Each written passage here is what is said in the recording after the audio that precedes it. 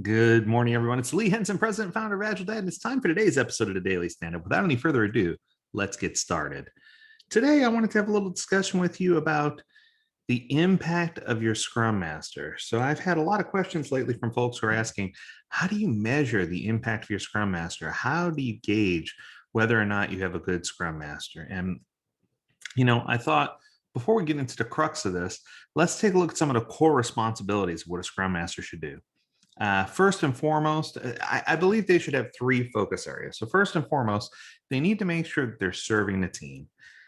It's their responsibility to use whatever tools they can, creativity and practicality, to help the team be successful and release high value increments. That's just the way it is, right? So I think it's important for us to make sure that we have a Scrum Master that understands that their primary role is to serve the team. Second is to serve the product owner. Now, that might sound a little bit off, but it's true. The product owner needs the Scrum Master to support them in such a way that they're supporting effective goals, effective delivery, effective vision and strategy, effective backlog management, making sure the empirical process happens, and giving those developers an avenue to speak directly with the stakeholders if necessary. And finally, the third value, or the third thing that the third objective of the Scrum Master is to serve the organization. So they're supposed to help support the Scrum adoption, a vision, act as a coach, do all those things that you might expect on an Agile implementation, right? So while these are all very, very important things to do, I think that sometimes the following parts slip by the wayside. Sometimes people forget that the Scrum Master is a supportive role. It's not a management role. So when you're trying to measure effectiveness of someone in a supporting role, their success can't be measured by directly looking at what they do. You have to look at how they impact the success of others. So in a supporting role, the Scrum Master certainly would play a role in helping other people be successful, but it's hard to measure the success that they have themselves. So if you're looking at how a Scrum Master assists others in growing, or how they help teams reach high performing, those are all good metrics that you can look at, but I don't know that there's any quantitative data that you can have that's going to say that just because a team became high performing and it was a Scrum Master's responsibility, or because a team didn't make it high performing and it was a Scrum Master's fault.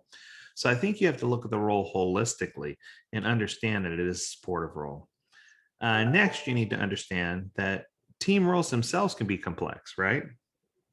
That it's hard to just understand, what effect the Scrum Master is going to have unless you understand the effect of all of the supporting cast. So a good comparison for this, or a good example, my good friend Bill, he is the Agile Financial, and he brought up in one of our AgileDad University episodes talking about how Agile and working out go together. And he was talking about having a personal trainer. He says, if your personal trainer is effective, you'll see success, you'll feel better, you'll look better, etc. He says, but just because you don't look better or feel better doesn't mean you have a poor personal trainer. And I thought, that does make sense, right? Sometimes you're just not working hard enough or doing the things that you need to do. So I guess you can ask yourself, how did the teams grow, or did the teams grow? Are the teams grateful that they had the Scrum Master's contribution in helping them resolve issues and get to where they need to be? And I think what I'm seeing here is that some of the metrics that I see that people are using are a combination of things. So, of course, one thing that should be, avoided but often isn't, is oftentimes you find management looking at key value indicators. They'll start looking at output measures, like velocity or reliability or system uptime. Those aren't great, but you need to make sure you're focused on things like impact. How did the delivery impact customers? Things like that. Harder to measure, but still should be a key value and something that you can figure out. Second tool that I see people use to measure is the growth of the Scrum team. This is where you look at the team and you'll say, hey, how are they doing? Are the developers happy? Are the end user satisfied? Are the stakeholders happy? Is the product owner happy? And I think that if you use this ownership model of figuring out, whether or not the Scrum Master is being effective, that's another good way to measure.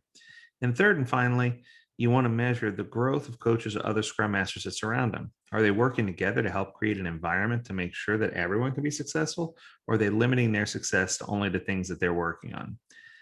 Simply put, one of the big goals of a Scrum Master, and I say this all the time, is to work their way out of their job. They need to create an environment that's so good and so natural that everybody is so comfortable that they're able to do their job so effectively that they almost feel like they don't need to be there, so that they can help mentor and uplift others and get others to that very same position.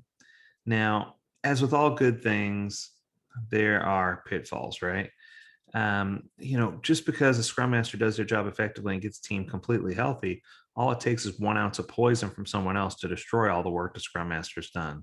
So it's hard for the scrum master to be in an environment where they can get to this point with their teams and with their product owners and not have something go wrong. So I guess what I'm trying to say is you have to also be aware that pitfalls do exist, and you got to be careful because you don't want to be on the receiving end of one of these pitfalls if you can help it. Another one is sometimes we either have too many or too few scrum masters. I know that sounds weird, but if you have too many people trying to take on a scrum master position, what you'll quickly find is that it's overburdening to everyone involved. The whole team just gets swamped. It becomes ugly real quick, right?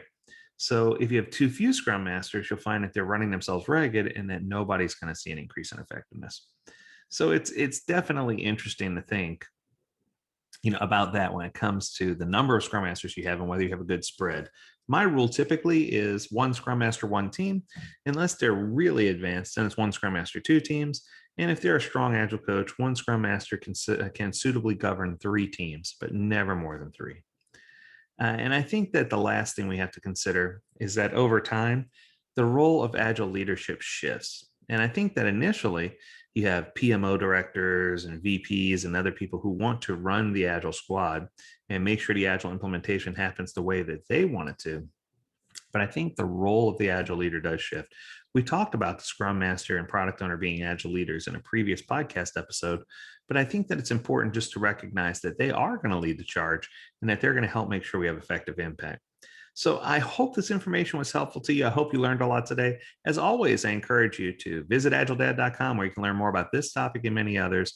And I hope that you'll be an effective Scrum Master, not just this week, but into the future. As always, we encourage you to stay healthy, stay well, and stay agile, my friends.